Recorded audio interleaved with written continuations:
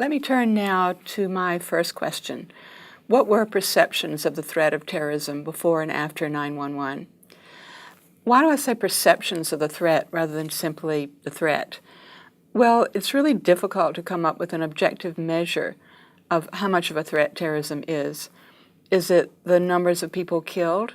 And actually, there aren't that many considering other sources of deaths and injuries. Is it intensity or the number of attacks in a given period of time? Is it the significance of the targets? Is it the amount of media attention, the global reach of terrorism, the audacity of the perpetrators, all of the above? And probably it's the last. It's a combination of all these factors, as well as audience predispositions and sensitivities. Some societies are clearly more resilient than others to terrorism. So, in other words, this is an extremely subjective matter. So what I focus on is how states appear to perceive the seriousness of the threat and how all of these factors combine to shape the image of terrorism. Before the World Trade Center and Pentagon attacks in 2001, here are the factors that I think made terrorism more threatening. And we can see, I think, as I go through them, that many of these are the same now. They've changed over time, but they're the same basic factors. And I'm also going to analyze these factors in sequence, but you'll see that they're very closely related to each other and there's some overlap. So one of the first reasons for concern then and now was terrorism becoming internationalized. We sometimes called it international or transnational. The idea was that the perpetrators, the victims, and the locations for attacks were from different nationalities or different nations. So, for example, the perpetrator might be a Palestinian, the victim might be a citizen of Saudi Arabia, and the locale might be Vienna. Now, this was a real case, a takeover of an OPEC meeting in Vienna by a combination of Palestinians and West Germans. In my view, the marker for the modern period of international or transnational terrorism is 1968. But of course, the events that began to occur in 1968 were inspired by earlier revolutionary movements, national liberation movements such as in Algeria and Latin America. There was also the legacy of Vietnam. The United States was beginning to be seen as an imperialist and thus becoming a target for terrorism. After the 1967 war and the loss of the West Bank, Sinai, Gaza, Palestinians began to act outside of Israel. And in the 1970s, it seemed that all these things had merged. Latin American revolutionaries, Palestinian nationalists, and also groups in the West who sympathize with both Palestinians and revolutionary movements. Now, one of the reasons for left-wing terrorism in the West, in the U.S., Germany, Italy, in the 1970s, was to punish the U.S. and its allies for its imperialist overreach, and especially the war in Vietnam. So it wasn't a totally new idea when jihadists such as al-Qaeda began to focus on the far enemy. Earlier, the U.S. was held equally responsible for supporting dictatorships that revolutionary movements disliked, dictatorships in Latin America, Iran, elsewhere. And the belief of people using terrorism was that if the U.S. and its allies could be compelled to withdraw, local revolutions could succeed. And in fact, European and American groups were deliberately imitating Third World revolutionaries. So the idea that you should bring the war home to a foreign power perceived as imperialist has been with us at least since the late 1960s. Now, second factor that made terrorism into more of a threat was media attention. This doesn't come as a surprise to anybody, the belief that the attention of the news media rewards and encourages terrorism, and it certainly makes us aware of it. Here I would mark the real beginning of impressive media attention as the 1972 Munich Olympics attack. This was an attack by the Palestinian group Black September on Israeli athletes competing in the Munich Games in Munich. The importance of it was not just the attack, which was shocking enough in and of itself, but that the TV cameras were there. This was the first televised Olympics, And I think the Black September organizers of the attack knew this and knew that they were going to get worldwide media coverage. The photographs taken then are still very much with us. You can probably find them by Googling them. Later in the 1980s, people began to say even more that publicity was the lifeblood of terrorism. We talked about the CNN effect, the fact that there was live news all the time, so a terrorist spectacular got on television immediately. And it's certainly true that to terrorists, I think the visual impact of what they do is extremely important. There was much debate in the 1980s over whether the media should be censored, whether there was a symbiotic relationship between the reporter and the terrorist. The Prime Minister of Great Britain, Margaret Thatcher, said that publicity was the lifeblood of terrorism. The reality, of course, is that then and now terrorists often distrust the media as well. They attack reporters, and early on in the 1980s, they began to develop their own media outlets in order to be able to control the message. This has now reached a very high point of sophistication as they can now create their own videos and disseminate them through all sorts of social media outlets. But the attempt to be able to be their own media outlet began much earlier. Now, a third factor that makes terrorism a threat internationally is the nature of the victims, the targets, and the methods. We would call this, I think, the tactics of terrorism. So again, starting in 1968, which I do regard as an important marker, as a date, terrorism began to strike people and targets that had been considered completely off limits or taboo. For example, this year is when hijackings of civilian airliners began. The first hijacking, terrorist hijacking, was the hijacking of an El airliner to Algiers. Then, of course, there was a rash of hijackings up through roughly the period 1972, 1974. And note also that with many of these hijackings, this is the beginning of efforts to use terrorism to bargain with governments. This includes hijackings, kidnappings, and what we call fishbowl or takeover incidents. Terrorists seize hostages and they make demands. And if the hostages are killed, in the end, the government's blamed for not having given in.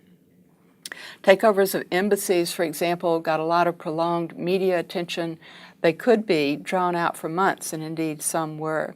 And note that the practice of seizing embassies began well before the seizure of the American embassy in Tehran in 1979.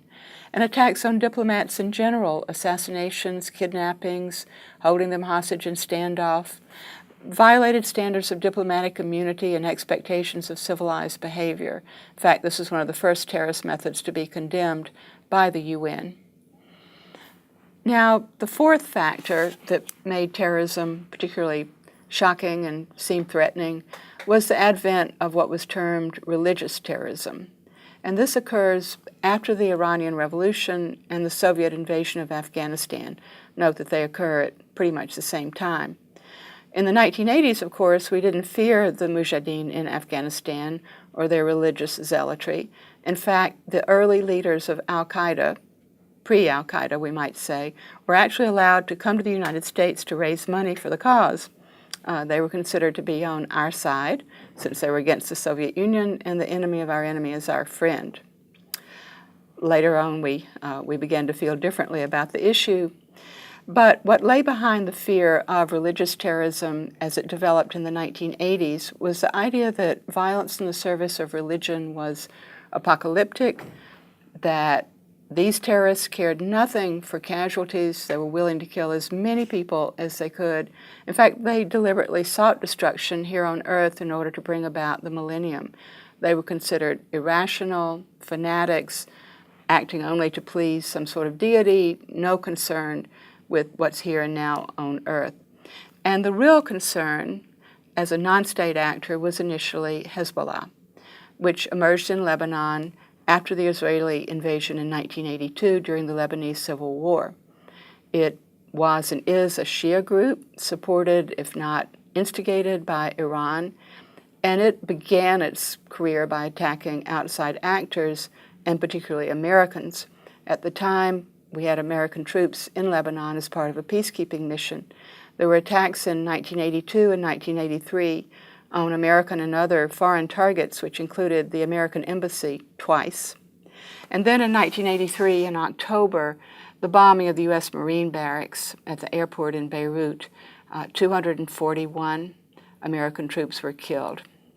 This was one of the most destructive acts of terrorism pre-9/11. Bin Laden often cited the subsequent American withdrawal of military forces as a success for terrorism and as proof that the West was vulnerable to coercion. But after the bombing of the U.S. Marine barracks and American withdrawal, there continued to be kidnappings of academics, journalists, almost anyone associated with the West, bombings, a famous hijacking. It was actually only the Gulf War that ended terrorism in Lebanon, as surprisingly Iran was on the side of the United States at that brief moment.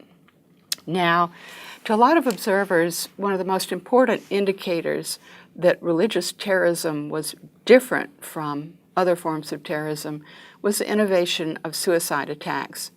And indeed, the first one that really, I think, made an impact was the bombing of the U.S. Marine barracks, although there had been earlier suicide attacks. In this case, media reports said that the driver of the truck that carried the bomb was smiling as he drove toward the barracks. But the important thing to remember is that the tactic of using suicide bombings wasn't unique to groups with religious agendas. It quickly spread from Hezbollah to the LTTE, the Liberation Tigers of Tamil Eelam in Sri Lanka, and somewhat less consistently to the Kurdish PKK, neither of which is religious at all.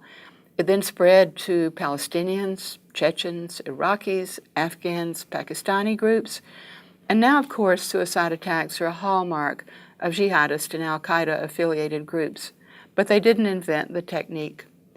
It's also important to remember that suicide attacks usually kill more people than other types of attacks.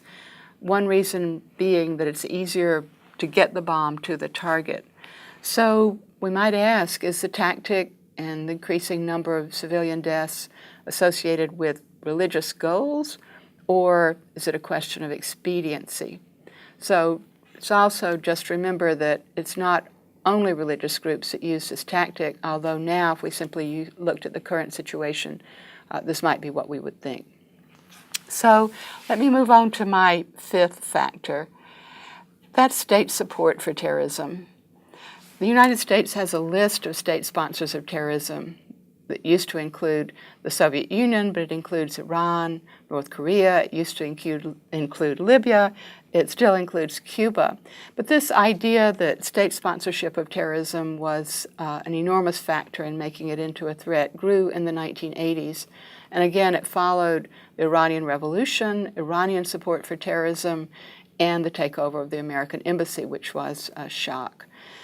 Terrorism was regarded as proxy warfare for states that wanted to avoid attribution, they wanted to deceive the rest of the world, they wanted to avoid retaliation.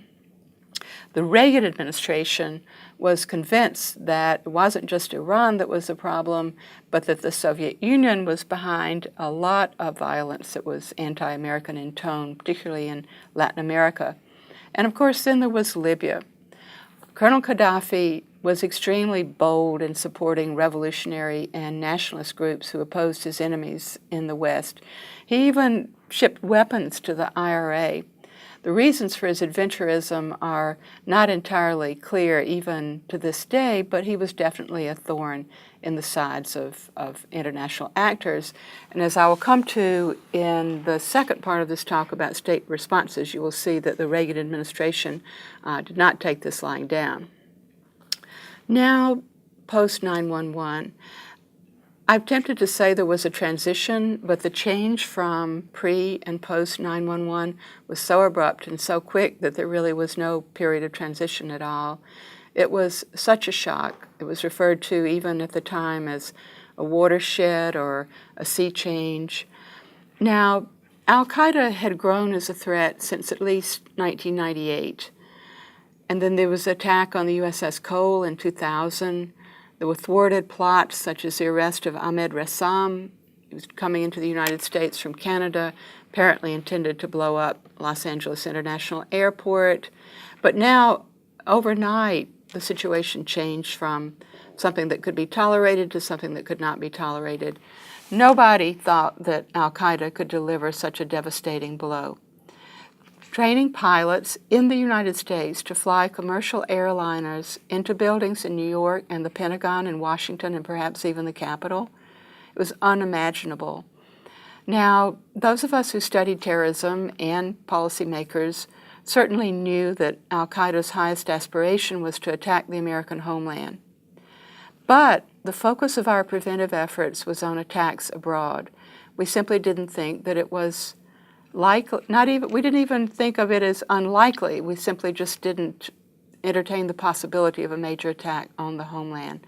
And as I mentioned at the beginning of my talk, terrorism really wasn't the number one threat on the horizon. Now, after 9/11, the greatest fear was that another attack was in the works. The threat of terrorism dominated everything. From the declaration of a war on terrorism, which came within the week, for a decade, terrorism was the top priority threat. It was an astonishing transformation for those of us who'd studied terrorism for a long time. We saw al-Qaeda as inspired by religious goals, seeking to expel the West from the Muslim world. They seemed to be particularly upset at the presence of American troops in Saudi Arabia. And they elevated what we call suicide terrorism, but they call martyrdom operations, to a noble calling. And we ask ourselves over and over, why do they hate us? We thought it was something about us, our civilization, our democracy. At the time, I argued that perhaps what we were seeing was a spillover of civil war in the Arab world, rather than simply some sort of hatred for the United States. Now, I'm going to argue to you that there was a shift in this perception in about 2004 and 2005, and it came with the bombing attacks in Madrid and London, respectively. This reinforced a sense of threat. These were mass casualty bombings by people who either were directly affiliated or indirectly affiliated with al-Qaeda. They shifted the perception of the origin of the threat from groups operating from outside the boundaries of the West, for example, in Afghanistan or Pakistan or Yemen or Iraq, to homegrown terrorists inspired by the jihadist cause. The threat became the radicalization of one's own residents or citizens who then would attack from within. The threat need not necessarily come from an identifiable organization located in some sort of state that gave them sanctuary. And in the United States, the Boston Marathon bombings confirmed this view that the threat might be shifting. Over time, some critics began to charge the government with exaggeration of the threat. Overblown, some of them said.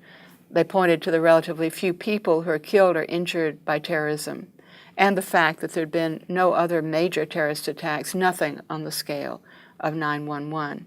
But the threat still seemed very real, and the view of most policymakers was and is, this won't happen on my watch. We might call it hypervigilance. Some people have called it the 1% solution, but it's very much with us. The government would do almost anything to prevent another 9/11 still to this day. So jumping ahead necessarily because we don't have all day, what is the threat now? And I'm talking to you in September of 2014. I think we still haven't decided what or who the adversary is, who or what should be the target of our efforts. Is it an organization? Is it an idea? Is it something incoherent? Is it some kind of state that supports these groups? Is it the wealthy supporters of the jihadist cause? Should we target our efforts against the people who are susceptible to the appeal of jihadism and were recruited? As of this date, the administration, second term of the Obama administration, is still struggling to define the threat. Now the threat appears to come from the group called, alternatively, the Islamic State in Syria and Iraq, the Islamic State in Syria and Al-Sham, or the Islamic State in Syria and the Levant. There appears to be no agreement on what to call them, but it is, of course, a jihadist group that originally was affiliated with al-Qaeda but was disavowed by al-Qaeda, in part because of its brutality and in part because al-Qaeda had another affiliate in Syria that it wished to favor. Now, it's for sure that ISIS, which has invaded the northern part of Iraq and is becoming the dominant party in the Syrian civil war, is a threat to the region, to Iraq, to Syria, to the Kurdish Autonomous Zone, but there's still disagreement as to whether it really poses a serious threat to American security.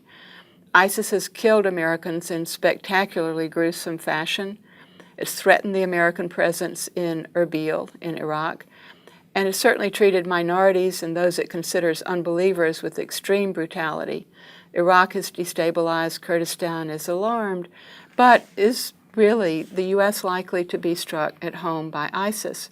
But the problem, of course, is that we don't know, and it remains to be seen whether we think we should take any chance at all.